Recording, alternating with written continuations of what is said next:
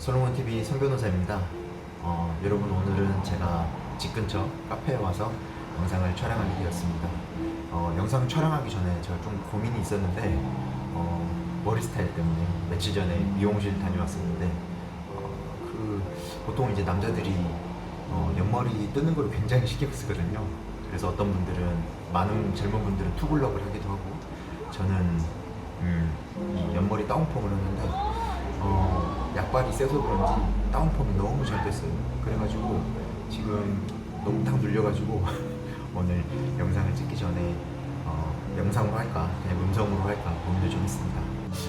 관련해가지고 며칠 전에 친구한테 연락이 한 번 왔어요. 그러니까 그 친구는 디자인을 전공을 했던 대학교 때 여사친인데, 그 친구가 여러 가지들 개선점이나 건의사항을 좀 말을 해줘가지고 제가 고맙다고 했는데, 그 중에 가장 이해가 안 된다면서 했던 말이 왜 그 화면에 제 얼굴이 꽉 차지 않고 영상의 한 2분의 1이나 3분의 1이나 왜 영상을 좀 화면 비율을 줄여가지고 영상을 업로드하냐, 자기는 그게 너무 불만이다 그런 말을 하더라고요. 이 질문을 몇 번 들은 적도 있어서 좀 답변을 드리면, 저 개인적으로 제 얼굴이 너무 이렇게 화면에 꽉 차게 나오는 게 상당히 부담스럽더라고요. 제가 막 그렇게 자신감 없는 타입은 아니지만 그래도 화면에서 너무 제가 크게 나오는 게 좀 싫더라고요. 그래서 조금 화면을 이렇게 조금 축소해가지고 영상을 촬영을 하고 있습니다. 그런 부분들 시청자분 여러분들께서 좀 양해를 해주시면 감사하겠습니다. 네, 어쨌든 영상을 찍게 됐으니까 여러분, 그동안 제가 성형수술 관련해가지고 부위별로 부작용 사례를 설명드린 적이 있었습니다. 제가 코 했었고, 또 쌍꺼풀 수술했었고, 안면 윤곽 했었고, 오늘은 젊은 여성분들이 굉장히 많이 하는 수술인 가슴 수술, 유방 확대 수술에 대해서 여러분께 수술 방법을 좀 설명드리고, 어떤 부작용 케이스들이 있었는지, 또 그동안 제가 어떻게 해결해 왔었는지, 그런 부분에 대해서 좀 말씀을 드리도록 하겠습니다. 먼저 수술 방법과 부작용이 어떤 것들이 있을 수 있는지 말씀드리고, 또 구체적으로 사례에 대해서 말씀을 드릴게요. 자, 여러분, 수술 방법은 어느 정도 좀 많이 아실 거예요. 겨드랑이 절개법, 유륜 절개법, 그 다음에 유방 및 주름 절개법들이고요. 또 가끔씩 배꼽 가장자리 절개법도 있습니다. 자, 보형물을 어디에 위치하느냐는 환자분의 케이스마다 좀 다릅니다. 그래서 어떤 분 같은 경우에는 가슴근 아래에 보형물을 삽입해서, 특히 이제 마른 사람에게서 보형물을 근육으로 충분히 덮어서 자연스러운 유방 모양을 만들 수도 있습니다. 자, 또 유방 조직이 어느 정도 있는 환자의 경우에는 유방 조직과 가슴근 사이에 보형물을 넣을 수도 있습니다. 세 번째로 이중평면 위치, 이런 방법도 있는데요. 이 두 가지 방법에서 이제 장점을 살리고 단점을 좀 보완해서 보형물의 상부는 가슴근 아래에 위치하고 하부는 유방 조직 아래에 위치하도록 해서 유방 하부의 모양이 좀 자연스러워지고, 또 가슴근으로 인한 보형물 변형을 막을 수 있는 그런 방법들이 있습니다. 자, 그 다음 부작용에 대해서 좀 말씀드릴게요.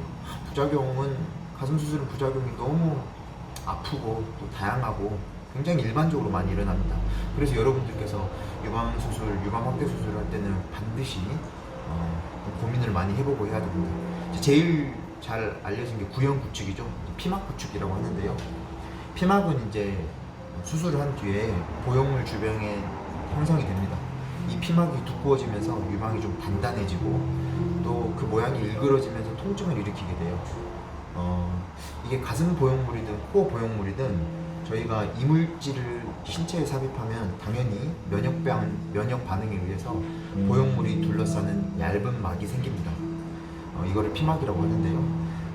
그러니까 원래 피막은 이런 이물질이 들어간 수술 후에 일어나는 아주 자연스러운 현상입니다. 그래서 근데 이제 어떤 피막이 당연히 여러 가지 원인에 의해서 과하게 두꺼워지면 이를 비정상 피막, 즉 병적 피막이라고 간주를 합니다. 이런 병적 피막이 넓게 형성되어서 보형물을 꽉 쥐는 그런 양상이 되면 유방의 모양이나 촉감이 많이 부자연스럽고, 그렇게 되고, 그런 거를 구형 구축이라고 우리들은 쉽게 표현을 하고 있습니다. 자, 이런 구형 구축 상태가 되면요, 좀 모양이 일그러지니까 통증이 발생되고요. 굉장히 일반적인 수술 부작용으로서 널리 알려져 있습니다. 유방 확대 수술 이후에 가장 일반적으로 발생되는 부작용이고 보통 1년 안에 나타나기도 하는데 뭐 몇 년 지난 뒤에도 나타나기도 하니까 항상 가슴 확대 수술을 하시는 환자분들께서는 관리에 굉장히 힘쓰셔야 될 것 같습니다. 또 두 번째 부작용으로는 이 보형물 위치가 변동되기도 합니다. 그래서 시간이 지나면서 근육의 움직임, 또 우리가 운동을 많이 격하게 한다거나 보형물의 무게, 외부 압력에 따라서 이 보형물 위치가 갑자기 좀 가슴 중간으로 온다거나 그런 경우가 있습니다. 그런 부작용이 있을 수 있고, 또 일반적인 것 중에 하나가 주름입니다. 보형물의 주름과 출렁거림인데요. 보형물의 주름과 출렁거림이 겉에서 보이는 거예요. 이 밖에서. 그래서 식염수가 덜 채워진 경우나 표면이 거친 보형물을 유방조직 아래에 넣은 경우에는 발생할 수도 있습니다. 이에 대한 치료로는 보형물의 종류나 위치를 바꾸거나 보형물 위를 주변 조직이나 지방으로 덮어주는 그런 방법도 있습니다. 자, 그 외에는 뭐 혈종도 있을 수 있고요. 뭐 저희 환자분 같은 경우는 신경종 생기는 경우도 있었고, 감염도 굉장히 일반적입니다. 뭐 보형물을 넣었으니까요. 면역 반응에 의해서 감염이 생기기도 하고, 보형물 노출 및 터진, 보형물이 접히거나 터지는 경우도 있거든요. 유방의 감각 이상, 신경 손상 이런 것들도 발생할 수 있습니다. 그래서 이렇게 부작용에 대해서 좀 살펴봤고요. 그 다음에 어떤 사례들이 있었는지 여러분과 함께 두 가지 사례 정도 간단하게 살펴보도록 하겠습니다. 제가 진행했던 부작용 케이스들 좀 설명을 드려보겠습니다. 자, 첫 번째 환자분은 지방 이식술을 받고 석회화가 진행되어 타 병원에서 지방 제거 수술을 받은 이후에 양쪽 가슴이 함몰됐습니다. 그리고 이제 당연히 흉터가 남았겠죠. 그래서 정신적 스트레스 및 우울증이 발생하신 분이었습니다. 보통 이제 이런 지방 이식을 할 때 지방 주입 부위는 유방부의 피하 지방층, 근육 위층 또는 근육층 등 유방 실질 조직층이 아니라 유방부 여러 조직층에 골고루 주입하는 것이 원칙입니다. 근데 이 사건에서는 그 중앙지방괴사가 발생한 것으로 봐서 피하 조직층에만 주입한 것으로 추정이 됐었어요. 수술 결과가. 따라서 보관된 지방의 주입 및 부적절한 위치에 주입하였을 가능성을 고려했을 때 병원에서는 시차를 두고 그 주입을 시행하였다고 하나 그 주입 방법이 적절하다고 보기 어려운 상황이었습니다. 자, 그래서 종합적으로 봤을 때 병원이 환자의 시술상 요구되는 앞서 살핀 지방 주입 부위 또 그 방법에 관한 주의 의무를 다하지 못한 결과 환자에게 석회화 부작용이 발생한 것으로 확인이 되었습니다. 저희 환자 측 제가 이제 이런 부분들을 강력하게 주장을 했고요.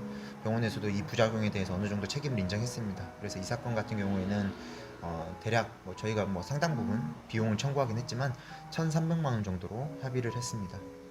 자, 두 번째 환자 케이스입니다. 이 환자분은 좌측 유방의 이중 품성 변형 및 보형물의 측방 변이가 발생하였습니다.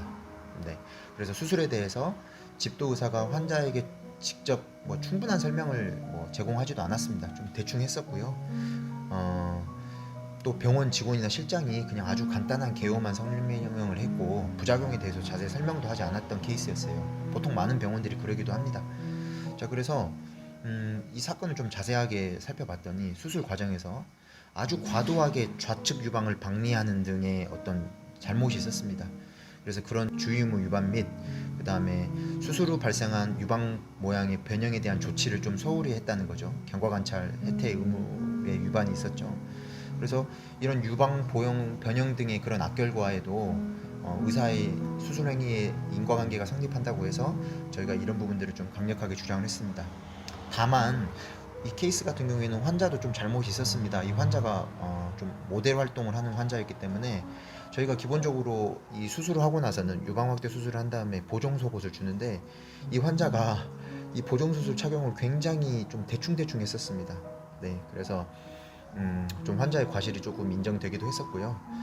그러면 병원 측에서는 술기상의 과실이 있었고 또 경과 관찰 의무도 해태했고 무엇보다도 설명 의무를 제대로 하지 않았던 과실이 있었고 또 환자도 보정 속옷을 병원의 권고대로 잘 착용하지 않았던 과실이 있었기 때문에 이런 부분들을 좀 양측 간에 절충을 좀 했었습니다. 그래서 저희가 좀 1,000만 원 아래에서 합의금을 좀 결정해서 저희가 합의를 했던 그런 케이스들이 있었습니다.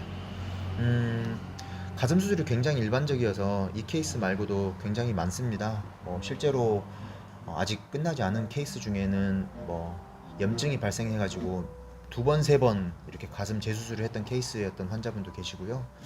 또 다른 환자분 같은 경우에는 뭐 구형구축 여전히 발생했던 일반적인 수술 발생했던 그런 분도 계십니다. 그래서 여기 진단서 보시면 양측 유방에 구형구축 소견이 보인다.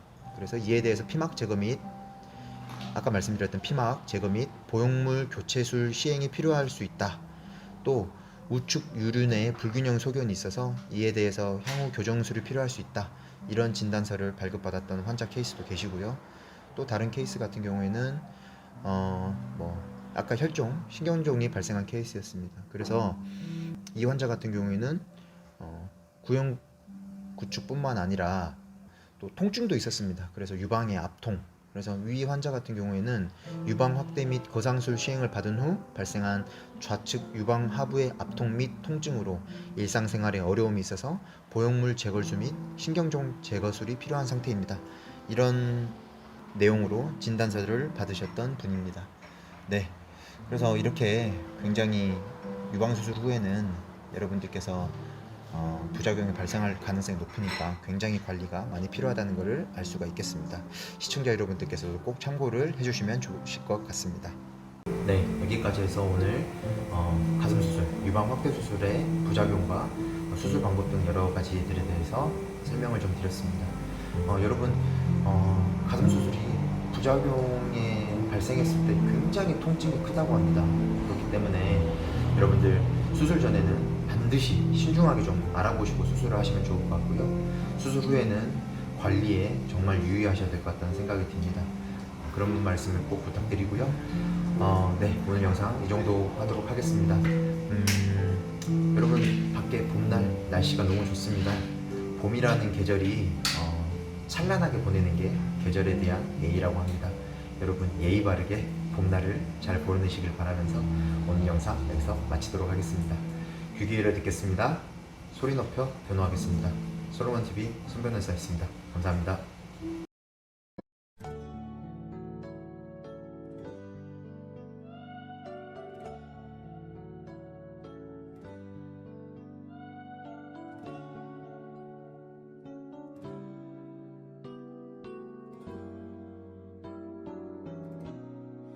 눈을 감으면 모두